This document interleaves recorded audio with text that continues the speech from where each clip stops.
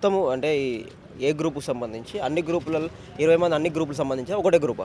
Science కాలేజీలో ఉన్న వివిధ డిపార్ట్మెంట్లకు సంబంధించిన విద్యార్థులు వీళ్ళందరూ వారికి అక్రమ అడ్మిషన్లు రిజిస్టర్ ఓఎస్టీ గారే వారి మీద ప్రేమతో వారి దగ్గర కపలనీతితో వారి అడ్మిషన్లు కేటాయించడం జరిగింది.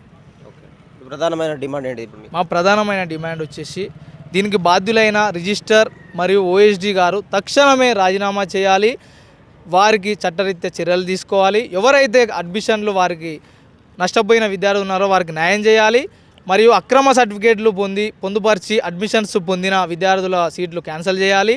మా రెండవ డిమాండ్ ఈ ఓయూపీహెచ్డీ 2025 కేటగిరీ 2లో జరిగిన అవకతవకలపై నిజ నిర్ధారణ కమిటీని వేయాలి. ఆ నిజ నిర్ధారణ కమిటీలో ఒక రిటైర్డ్ జడ్జి గారు, హైకోర్టు నుంచి రిటైర్ అయిన జడ్జి గారు మరియు విద్యాశాఖ నుంచి కొందరు గొప్ప వ్యక్తులు మరియు ఉస్మానియా యూనివర్సిటీ రిటైర్ అయిన సీనియర్ ప్రొఫెసర్లను ఒక కమిటీ వేసి ఆ కమిటీ ఆధ్వర్యంలో నిజ నిర్ధారణలు తెలంగాణ ప్రజానికాలకి తెలియపరచాలని మా రెండవ డిమాండ్.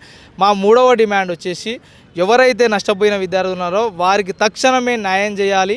న్యాయం చేయకపోతే మేము దీర్ఘకాలిక ప్రణాళికలో దీని మీద మేము కార్యాచరణ రూపుదిద్దుకున్నాం. దీనికి సంబంధించి మేము సామాజిక ఉద్యమకారులు పద్మశ్రీ మందకృష్ణ మాదే గారిని, ఆర్ కృష్ణయ్య గారిని మరియు జాజుల శ్రీనివాస్ గారిని, అందరు మీడియా మిత్రులను మరియు వివిధ రాజకీయ కుల సంఘాల నాయకులను, ముఖ్యంగా ఉస్మానియా యూనివర్సిటీ వివిధ విద్యార్థి సంఘాల నాయకులను కలుపుకొని మేము దీనిపైన ఉద్యమం రగిలిస్తామని తెలంగాణ ప్రజానీకానికి తెలియపరుస్తున్నాము.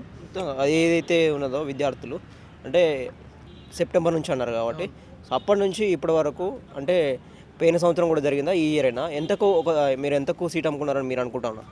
వాళ్ళు కొన్ని లక్షల రూపాయలకు సీట్ అమ్ముకున్నారని మేము డిమాండ్ చేస్తున్నాము.